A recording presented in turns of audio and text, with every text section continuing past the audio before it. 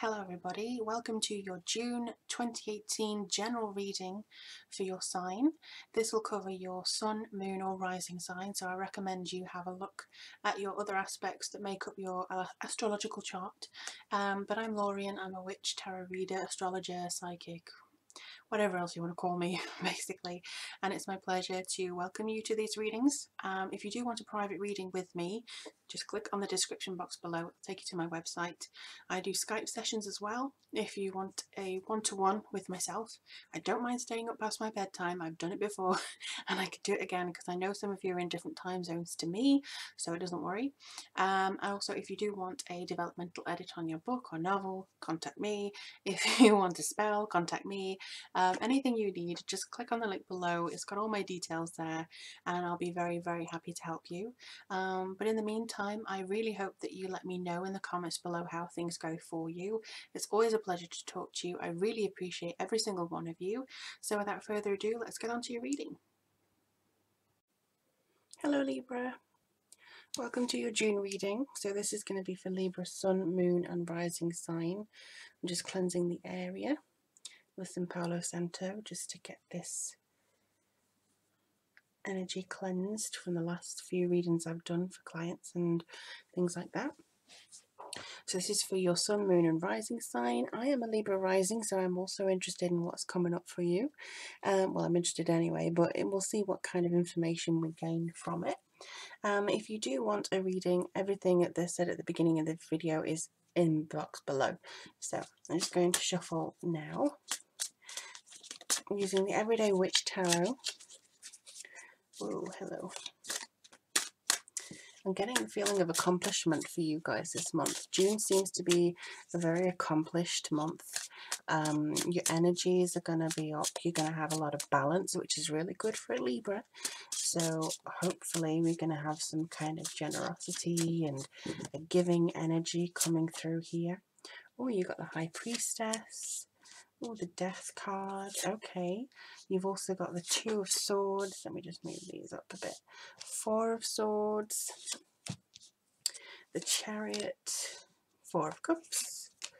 The Nine of Swords. And also the Six of Pentacles. So I think there's a little bit of a battle between your ideas and, or at least, you know, what you want to have happen and your actual activation of that happening.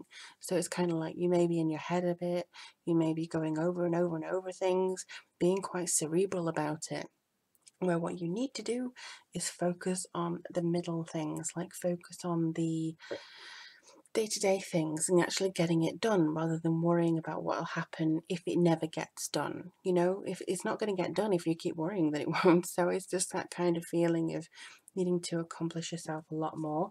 And at the bottom we have the Five of Wands, which brings with it a little bit of a warning.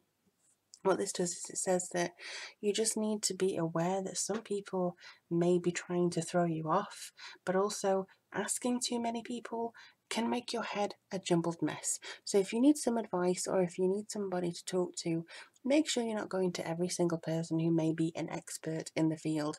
Talk to one person. You know, you don't have to get too het up about it at all. And I think that's one of the main themes here. As far as I can see, there's a lot of, like I said, changes coming through. Also a bit of lighter energy that may be coming in here for you as well. But in the first pairing that we have two major arcanas for you. So this is the High Priestess and the Chariot.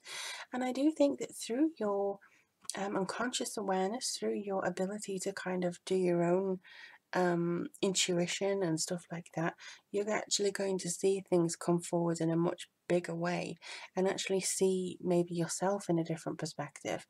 If you have got a decision coming through this month, you need to take the time here in order to figure out where you're going to go. You may need to control yourself very strongly not to stray off the path.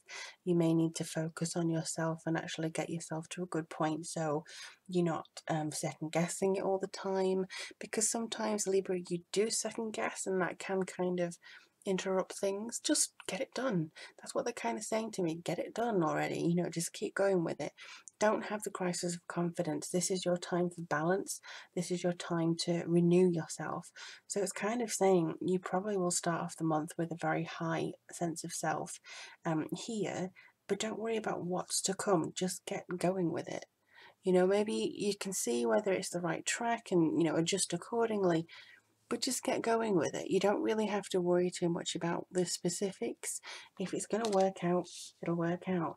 But non-action is, I think, the key here. Just kind of, if you're not going to make a decision, if you're not going to commit to something, it'll be made for you. It'll be done for you. And you may not be happy with the results when it comes through. You know what I mean? It may just be an issue where you're kind of like, oh, well, I'm going to kind of focus on this over here and that'll just, you know, it'll come when it's ready. It may not. I think you need to put in a little bit more effort and, you know, getting out there a little bit this month. I'm not saying that you are doing anything wrong, but don't allow yourself to get up in your head. You know, that I think happens to a lot of us. It's not just Libras.